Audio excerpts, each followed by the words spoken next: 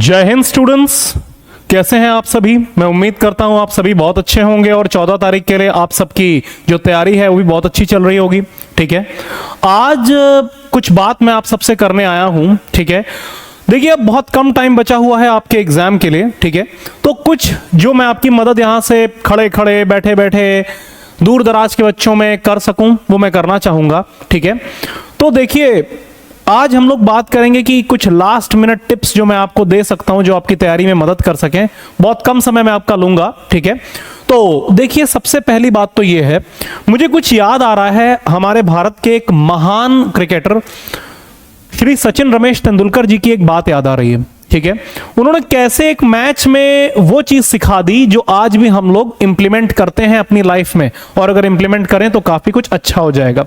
ठीक है, देखिए एक बार पहले की बात है, वनडे इंटरनेशनल चल रहा था और 351 का टारगेट इंडिया को मिला था। कितने का मिला था बेटा? 351 का टारगेट इंडिया को मिला था। देखिए, और थे हमारे पास 50 ओवर। आज की डेट में यह बहुत बड़ा टास्क नहीं है जब T20 का जमाना है, लेकिन पहले क्या था, यह एक मुश्किल चीज हुआ करती थी। तेंदुलकर जी ने बोला कि अगर हम लोग ये करते हैं कि हर ओवर में हम लोग एक चौका लगाते हैं, ठीक है, तो 50 × 4 यानी 200 रन हमारे बन जाएंगे। ठीक है, कितने बचेंगे बेटा? अब बचेंगे 151 रन्स, 151 रन्स जो कि रिमेनिंग है। और बॉल्स हमारे पास कितनी है? 50 ओवर में हमारे पास में गेंदें होती हैं कितनी? 50 × 6 कितनी गेंदें होती हैं? 300। 50 गेंदें हमने चौका मारने के लिए यूज कर ली, तो बची हमारे पास 250 बॉल्स। अब 250 बॉल्स में हमें क्या करना है? 151 रन्स करने हैं। क्या हम ये कर सकते हैं? तो हां, हम ये कर सकते हैं। एक बड़े लक्ष्य को भी अगर आप क्या करते हैं, पार्ट्स में डिवाइड कर लेंगे, छोटे टुकड़ों में बांट लेंगे, तो वो लक्ष्य आपका पूरा हो जाएगा। ठीक है, अब जरा यहां पर देखिए आपको क्या करना है अपने लक्ष्य को पाने के लिए। मैं आपको कुछ बात बताने जा रहा हूं। ठीक है, देखिए सबसे पहली बात, ठीक है, आप ये जानते हैं कि वहां पे आपके पास में 2.5 घंटे का समय रहेगा। 2 hours और 30 मिनट, इतना आपके पास में टाइम रहेगा। 2 hours और क्या 30 मिनट्स, यानी कि 150 मिनट। और आपके पास क्वेश्चंस होंगे 120।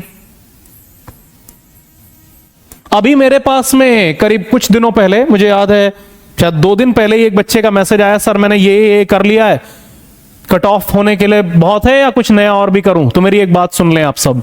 सबसे पहली बात, ठीक है, ये कितने डेज का महीना है? जनवरी, फरवरी, मार्च, अप्रैल, मई, जून, जुलाई, अगस्त।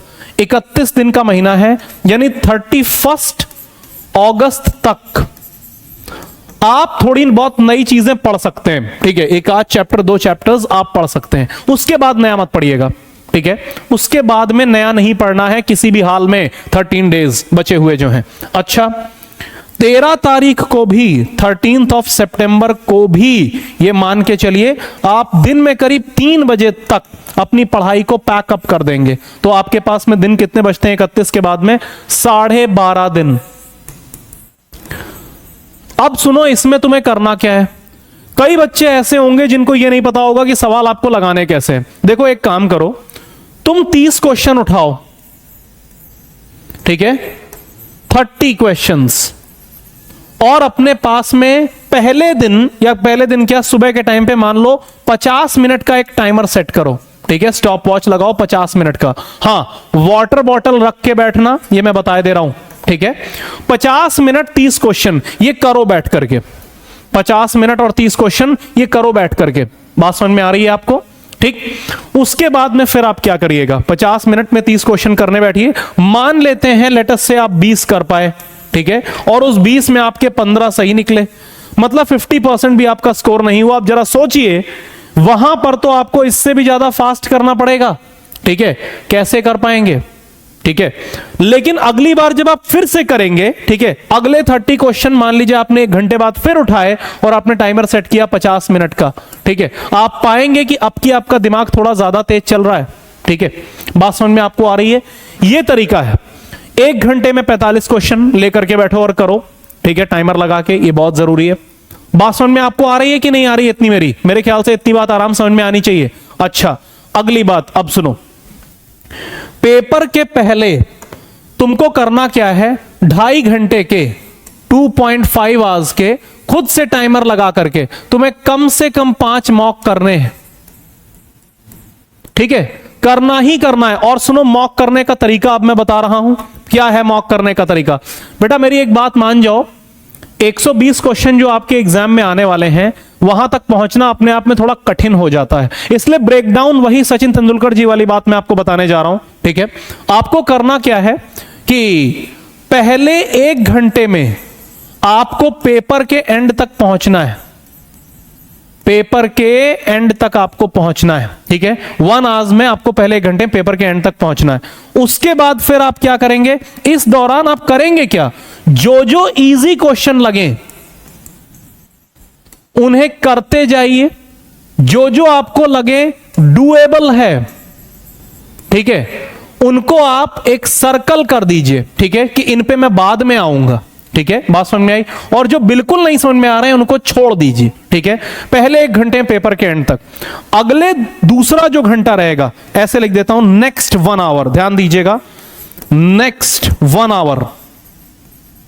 इसमें आप क्या करने वाले हैं, जो आपने डुएबल वाले सवाल थे, सर्कल्ड वाले, उनको आप करेंगे, ठीक है, सर्कल्ड क्वेश्चंस को आप करेंगे।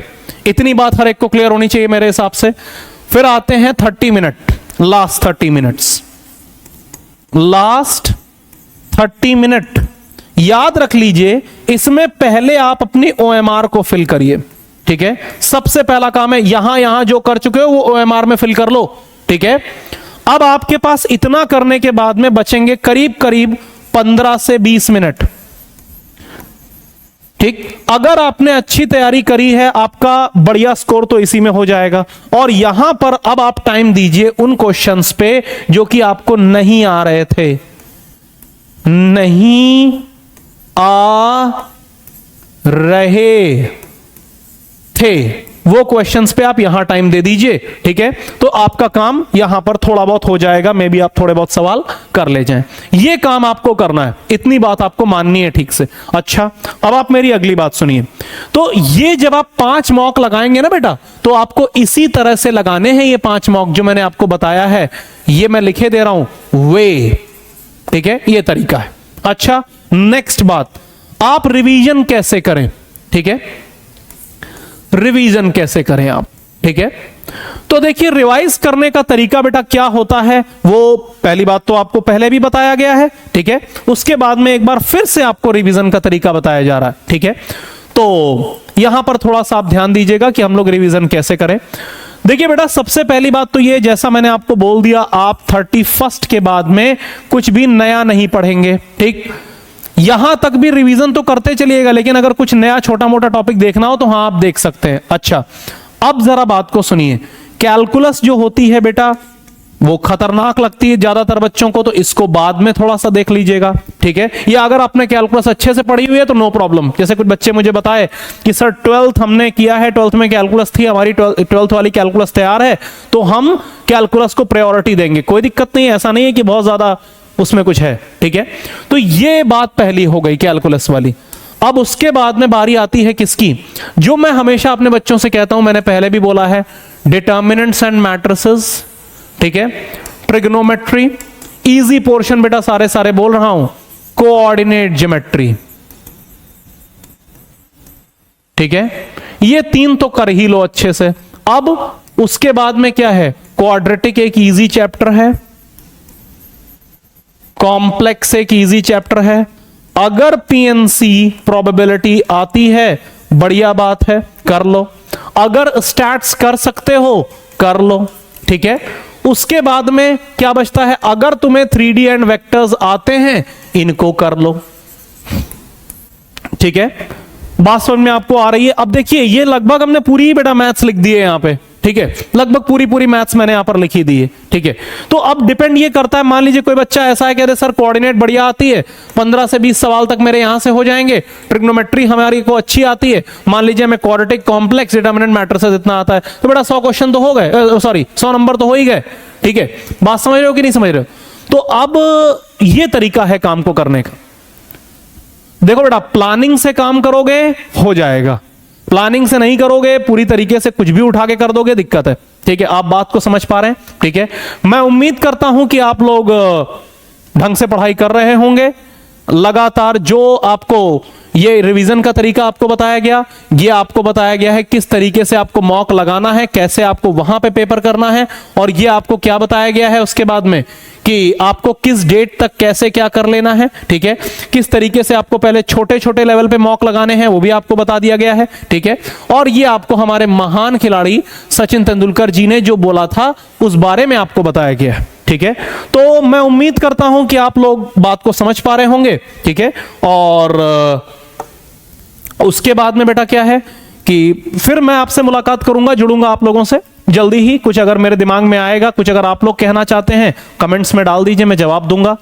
उसके बाद में मैं चाहूंगा अपने दोस्तों तक भी ये थोड़ा बहुत वीडियो पहुंचा दीजिएगा। हाँ, लास्ट में फोन वगैरह बहुत ज्यादा नहीं चलाना होता है, तो आई अंडरस्टैंड, कोई दिक्कत नहीं है, लेकिन हाँ फिर भी अगर कहीं ग्रुप हो अच्छे बच्चों के तो उन तक मेरी बात को पहुंचाइए, सभी का फायदा हो। ठीक है, चलिए बेटा, take care defence aspirants, take care बेटा। ओके, जय हिंद।